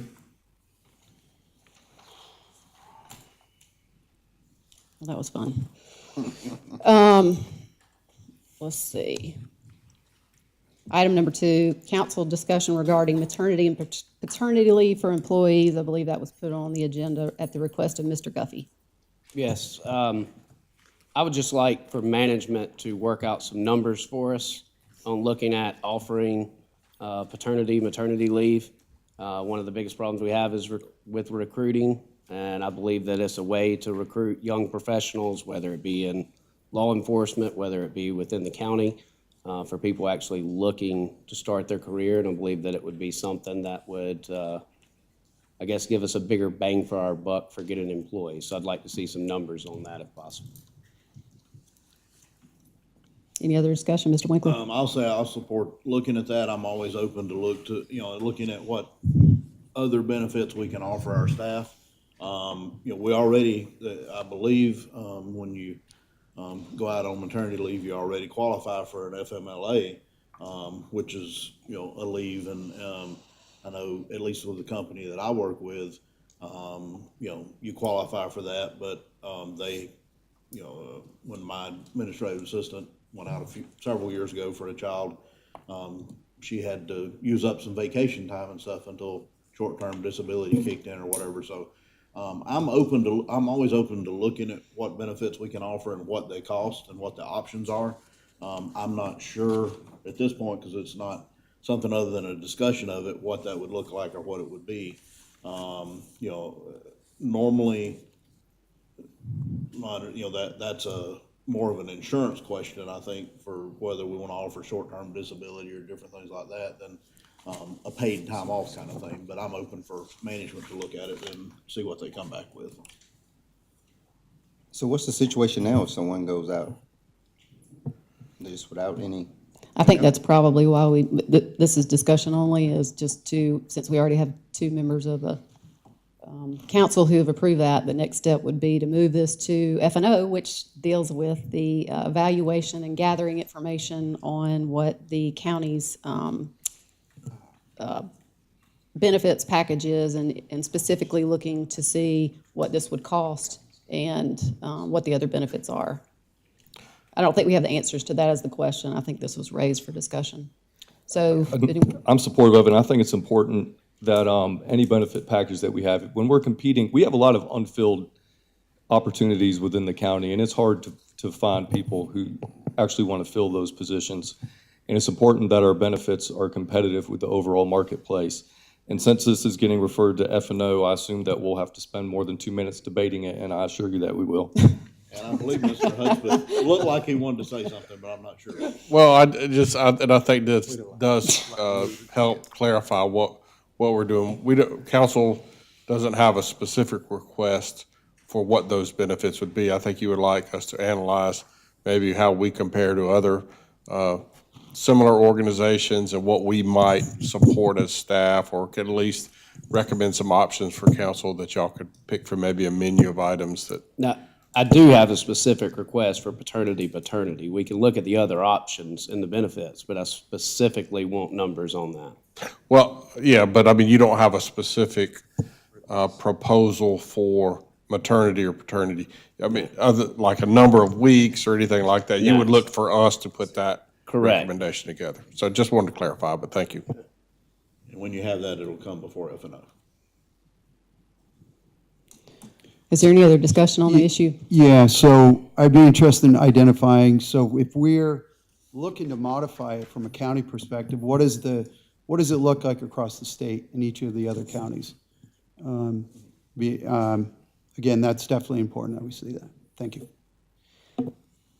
I think if we're going about this, I mean, what I would ask that F&O, and clearly you're in charge of what you're going to do, but I think we ought to take a look at not only what is the cost to the taxpayers and what is the recommendation to keep us consistent with surrounding areas to make us competitive, but I think that we also need to take a look at how do we deliver those services in the best way, and I think that that's going to take, and also survey the employees and find out from them what are the things that attract them. I think that it's going to take a little bit of work, and I think we ought to make sure that we do all that's necessary before we take any action so that we can justify it to the taxpayers. So at this point, it will be referred to F&O to gather that information. Number 3, council to approve the purchase of additional public safety software licensing for use by the Sheriff's Office from Central Square Technologies, formerly Zerker Technologies, LLC of Lake Mary, Florida, for a total cost of $43,781.03 as part of the coronavirus state and local fiscal recovery funds. Move to approve. Second. Motion and a second. Any discussion? Yeah, one question I have about this, when this equipment is purchased, do we know what type of warranty and support we get once we receive this equipment? Is there? I'm sure there are some warranties. I don't think it's stipulated in the agenda item. Okay. We do have our the sheriff here. If you wanted, do you have some basic knowledge of what that would be?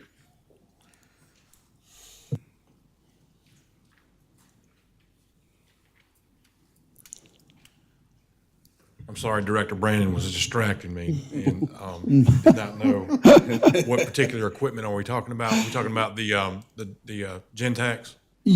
Yes. The Central Square and Zerker. The software. Software. So the 25 licenses, I think it is, software licenses, That is to cover the cost of our records management system Mm-hmm. in the mobile units. That's a Okay. one-time cost. It's a franchise fee. Okay. To put that software in the Gentax, which is the next agenda item. Okay. The Gentax are the replacement mobile data. When you Right. walk by one of the police cars, you see the computer sitting in the Mm-hmm. stand. Those come with a 1-year warranty, and I think we purchase an additional 4 years. 4 years. That's in the Okay. cost of the equipment. All right. Thank you, Ken. Yes, sir. Thank you. All those in favor of the motion, say aye. Aye. Any opposed? Hearing none, motion passes. Council to approve award regarding bid number 2814 for the purchase of 130 rugged GTAC V110 G6 mobile data computers, laptops, 130 Havas docks, and 10 GTAC V110 office docks to the lowest responsive and responsible bidder, Preferred Communications, Inc. of Butner, North Carolina, for a total cost of $528,826.40 as part of the coronavirus state and local fiscal recovery funds. Move to approve. Second. Motion and a second. Mr. Tolson? I just wanted to clarify with Councilman Audette, Mm-hmm. if that's any different, I'll make sure that what I Okay. said tonight was correct on the warranty Okay. and the service on the equipment, and I'll let Mr. Hudspeth know and you directly. Sounds good. Thank you, Chair. Thank you. Any discussion? All those in favor say aye. Aye. Any opposed? Hearing none, motion passes. Committee and other reports. Planning and Zoning Committee met Monday, July 11th. Chairwoman Allison Love. Planning and Zoning Committee met, Councilman Roddy and Councilman Guffey were present, and we discussed multiple things. We are still in the process of reviewing anything that has to do with RECODE, so if anybody has anything that you want to talk about RECODE, just let us know. We'll add that to our next agenda. We've been meeting quite often. On this last agenda, we talked about tattoos and tattoo, I don't know if they still call them parlors or not, but tattoo establishments, and how we could make those more readily available to people who are looking to get into that business in the county. We decided to vote to remove a buffer of 200 feet between that type of business and other businesses. My request was to keep that ordinance as is in the Lake Wiley overlay. We talked about landscape requirements and whether or not a landscape architect should be required on a plan, as opposed to just the engineer, whoever's doing that plan, being able to do the landscape also. And then we talked about buffers for existing businesses, and so it was a lot of detail, a lot of detail in that meeting, but overall, a really good meeting, and I think we're making a lot of headway in some, minor changes that make big differences. Thank you, Ms. Love. Just as a reminder as well, the August workshop will address will be the joint workshop with the ZBA and with the Planning Commission to address some of the concerns there. Just a reminder to the council. Finance and Operations Committee, Chairman Robert Winkler. Thank you. Finance and Operations met this evening at 5:30. We took up some consideration of applications for service. On the York County Forever Board, we voted to defer a second term that was coming open there. For Lake Winey Parks and Rec, we voted for the recommendation of Bill Murray to a first term. For Catawba Mental Health Board, we voted for the recommendation of the appointment of Maraja, I believe, Mack for a first term. And for Catawba Regional Workforce Investment Board, we voted for the appointment of Frank McKinney to a first term. Thank you, Mr. Winkler. We do not have any, actually we move to council member new non-agenda comments. Mr. Winkler. One thing that we had a meeting earlier today, Councilmember Love and myself, with a constituent, and something that's come up a good bit, and since your committee is looking at RECODE, I would like to ask that the committee look at what are called TIAs, or traffic impact analysis. In particular, we're looking at what level. We have a tier 0, a tier 1, and a tier 2. And what that is what looks at how much of an impact a change in a business use or a change in a property use has on traffic. And currently, we found out, if you're looking at business like this in rural part of the county, the western part of the county, if it has more than 100 trips per day or more than 25 trips during peak hour time, which is, I believe, is like 7 to 9 and 4 to 6 or something like that. If it creates more than 25 trips in that time frame, then they have to do what's called a tier 1 study, which costs somewhere around 10 grand to do that. And I believe we do need to know what the impact is on these things and when we do a business change, but I'm not sure 25 is the right number to require a small business or a small church or somebody who's making a small adjustment to spend 10 grand to pay for an engineer study to figure out exactly what those 25 cars do to the traffic in the area. So I would like to ask your committee to look at that and make sure we've got what we believe are the best numbers for those tiers. Happy to do it. Mr. Audette? So I do have some good news to share. In our last RFATS meeting, one of the things we've been working on for the elderly and disabled in Fort Mill, Tegakane, and Lake Wiley, we've been working with Access Transportation, which is part of the Council for Aging. They work with them.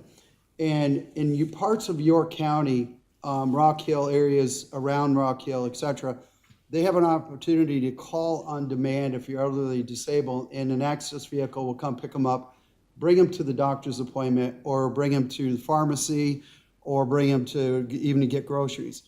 And this has been going on for years, except Fort Mill, Tegakane, and Lake Wiley have been cut out of it because of a federal overlay that's coming out of Charlotte, the transportation program.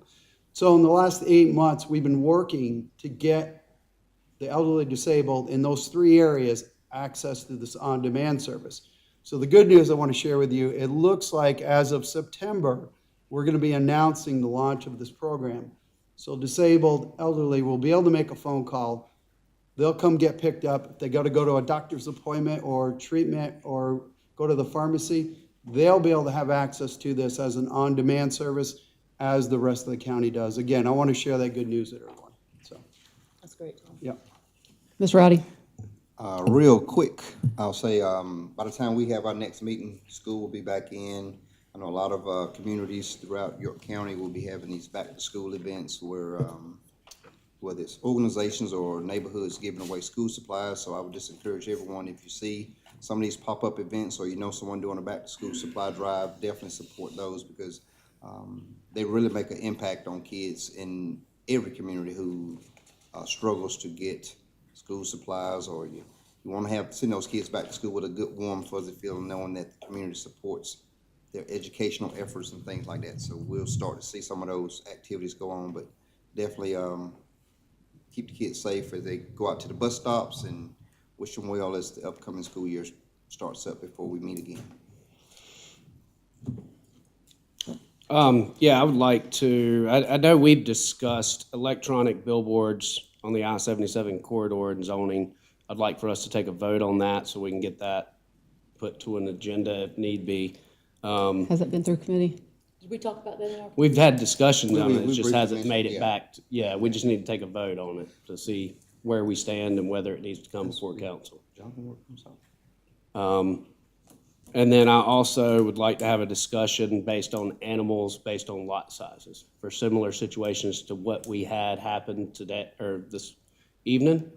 I would like for us to have a discussion on whether, these lots that are 5-acre residential lots, whether there's any leniency there with possibly increasing the amount. And I'm not saying allow all the animals or pig farms, but obviously the residents that were here and the resident that was here that was complaining about having to go through rezoning, I think that there can be a solution there within our ordinance.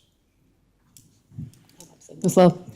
So as long as we're going to have a resolution at maybe at our September meeting, I'd like to add something to that. Sheriff Tolson and Kevin Brackett and a couple of state house members and I have been working on some animal welfare issues that we feel like needs to be changed at the local level. And we can't do that without the state, without that being approved by the state and actually initiated.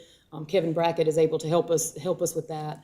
And part of that process is that if dogs are seized for any reason, whether it's a breeding situation or a fighting situation, what happens at this point is that those animals are often held, well, they're held for the whole time that is in court. It can be a year or more.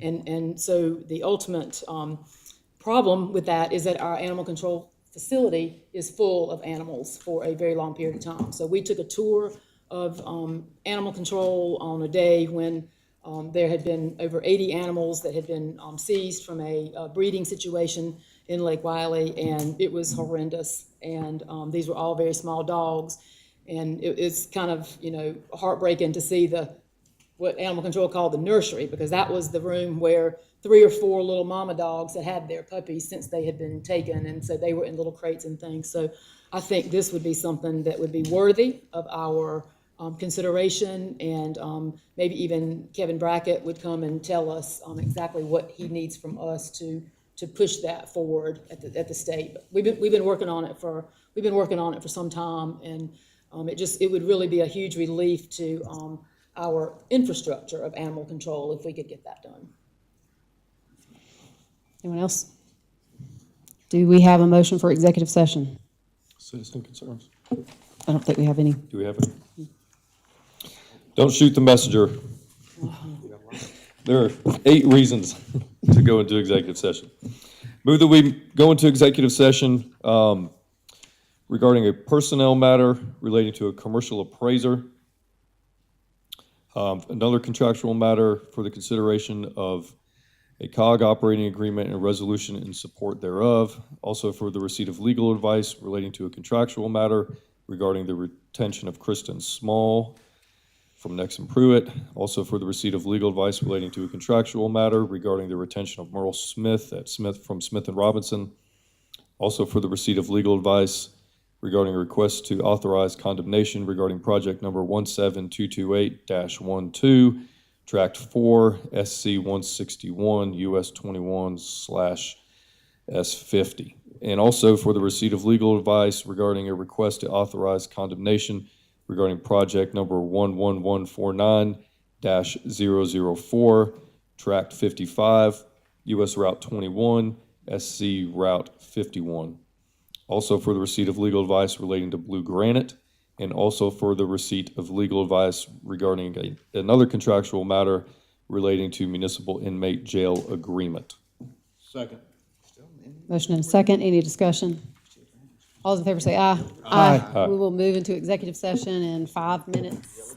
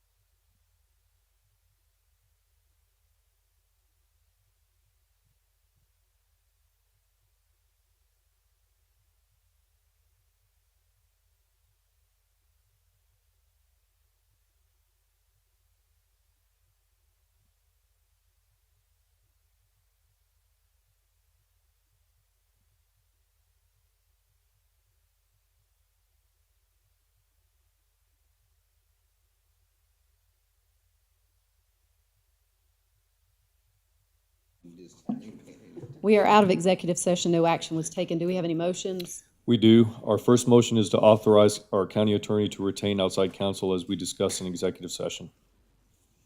Second. Motion and a second. Any discussion? All in favor say aye. Aye. Motion's approved. Our other motion is to authorize condemnation regarding project number 1722812, Tract 4, SC 161, US 21, S50. Second. Motion and a second. Any discussion? All in favor say aye. Aye. Any opposed? Hearing none, motion passes. Our third motion is to authorize condemnation regarding project number 11149-004, Tract 55, US Route 21, SC Route 51. Second. Motion and a second. Any discussion? All in favor say aye. Aye. Any opposed? Hearing none, motion passes. Our last motion is to authorize staff to offer amount discussed in executive session in regards to the commercial appraiser position. Second. Motion and second. Any discussion? All in favor say aye. Aye. Aye. Any opposed? Hearing none, motion passes. Motion to adjourn. Second. Motion and second. All in favor say aye. Aye. We are adjourned.